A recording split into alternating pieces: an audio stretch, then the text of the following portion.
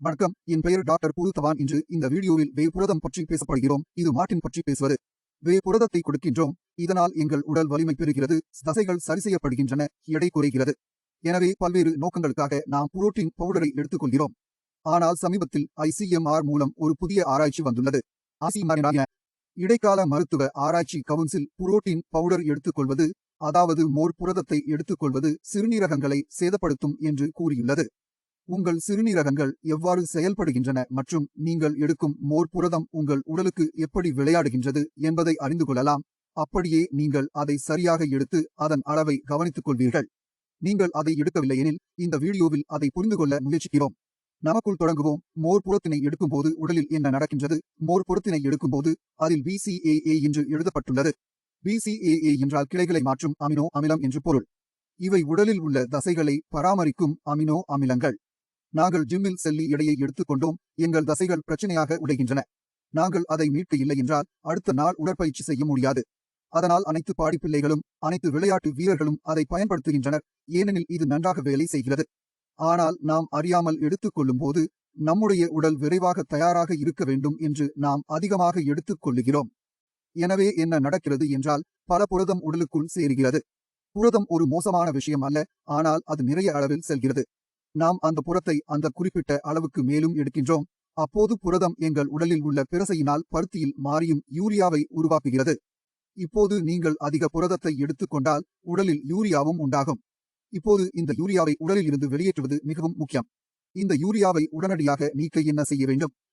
நமது குழந்தைகள் கூடுதல் வேலை செய்ய வேண்டும். நீங்கள் வே புரதினை எடுத்துக்கொண்டால் நீங்கள் குறைந்த அளவு தண்ணீரை உடைக்க வேண்டும், இல்லையெனில் சிறுநீரகம் கெட்டுப்போகிறது என்பதை நாம் காண்கிறோம். உடலில் உள்ள யூரியாவை வெளியேற்ற முடியும் என்றால் போதுமான அளவு தண்ணீர் தேவைப்படும்.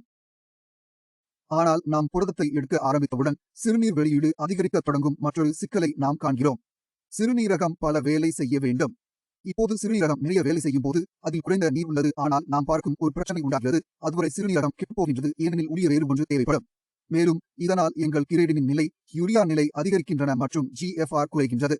இப்போது மிகப்பெரிய பிரச்சனை என்னவென்றால் மோர் புரதத்தின் பயன்பாடு. மக்கள் அதை மிகச் சிறிய வயதிலேயே எடுத்துக்கொள்கின்றனர். 18, 19, 20, 21, 22 வயதில் முதலிடம் பெறுகின்றனர். இப்போது ஒருவரின் சிறுநீரகம் 30 வயதிற்கு கீழே கெட்டுப்போகின்றதும் அது பெரிய சிக்கல். பிரச்சனை என்ன? உங்கள் வயது 30 ஆகின்றது. ஒரு சாதாரண மனிதனின் சராசரி வயது 80. எனவே 50 ஆண்டுகளுக்கு கெட்டுப்போன சிறுநீரகத்துடன் மோர் புரதத்தை எடுத்துக்கொள்வது எளிதான காரியம் அல்ல.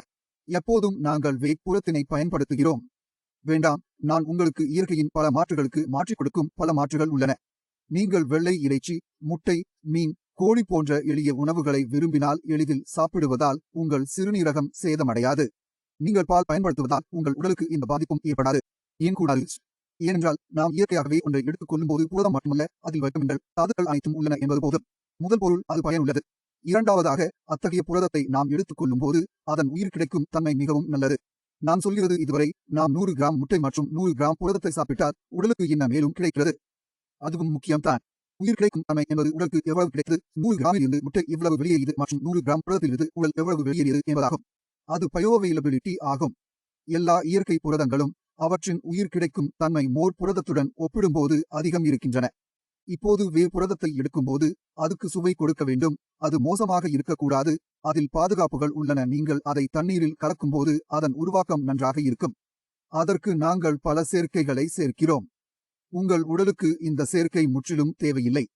மோர் புரத்தில் உங்கள் பெட்டியை எடுத்து காண்பிக்கின்றதால் அதில் பயனற்ற பொருட்கள் சேர்க்கப்படுகின்றன.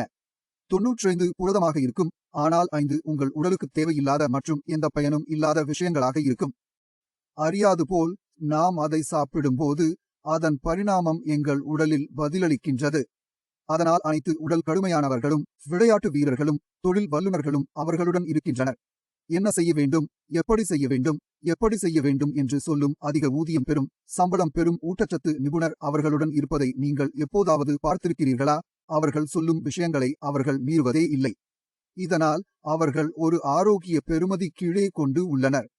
But when we start building our body, we often make mistakes unknowingly, which we have to pay for throughout our lives.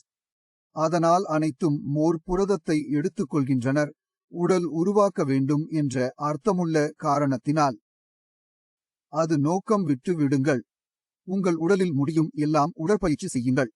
உங்கள் தூக்கத்தை ஒழுங்குபடுத்துங்கள். நீங்கள் நன்றாக உறங்கினால் உடல் பரவும். நீங்கள் அதை ஒரு நாளை செய்யவில்லை என்றால் அது அடுத்த நாள் அதை செய்யும். இயற்கையில் புரதம் பெரும்பான்மைக்கு உங்களுக்கு பல விருப்பங்கள் உள்ளன. அவற்றை பயன்படுத்தும் போது மோர் புரதத்தை முடிந்தவரை தவிர்க்க முயற்சி செய்யுங்கள். அதை இப்போது செய்ய வேண்டும். நீங்கள் விளையாட்டு வீரர் பிரிவில் இல்லையாம் என்று வரை. நீங்கள் அத்லீட் பிரிவில் இல்லை. நீங்கள் அத்தகைய நிலைக்கு செல்ல வேண்டாம். அந்த வரை நீங்கள் மோர் புரதத்தை பயன்படுத்த வேண்டாம். உங்கள் உடலை உருவாக்க வேண்டும். உங்கள் உடலை ஆரோக்கியமாக வைத்திருக்க வேண்டும் என்றால் நீங்கள் எந்த வகையான சார்ந்த மருந்துகளும் பயன்படுத்த வேண்டாம். நீங்கள் உணவுகளை உங்கள் உடலுக்காக பயன்படுத்துகிறீர்கள். உங்கள் உடல் நன்றாக செயல்படும் போது எதுவும் சேர்க்க வேண்டாம். இயற்கை மூலங்களிலிருந்து உணவு எடுக்கலாம். கூலி அதிகமாக சாப்பிடுவது சிறுநீரகங்களை தேர்த்துக்கொள் எது காணப்படாது என்று நீங்கள் கேட்டார்கள். அல்லது நான் மேலும் முட்டைகள் சாப்பிட்டேன், யாருக்கு சிறுநீரகங்கள் சேதமடைந்தன? நீங்கள் ஒருபோதும் இதை கேட்காது. ஆனால் சிறுநீரகங்களை சேதப்படுத்திய சப்ளிமெண்ட்ஸ் நீங்கள் நிறைய கேள்விகளை கேட்டிருக்க வேண்டும். அதனால் நான் சொல்கிறேன், இயற்கையான பொருட்களை கண்டுபிடியுங்கள். நீங்கள் என்ன உணவு சாப்பிடுகிறீர்கள் என்று பின்வரும். உங்கள் தேர்வை சரியாக செய்யுங்கள். ஏதேனும் ஒரு தேர்வு செய்யும் போது உங்கள் எதிர்காலத்தை உள்ளமைக்கிறது. இதுவரை நான் கூறியது வெளியில் உள்ளது. அடுத்த வீடியோவில் பார்க்கலாம். அதுவரை குட்பை.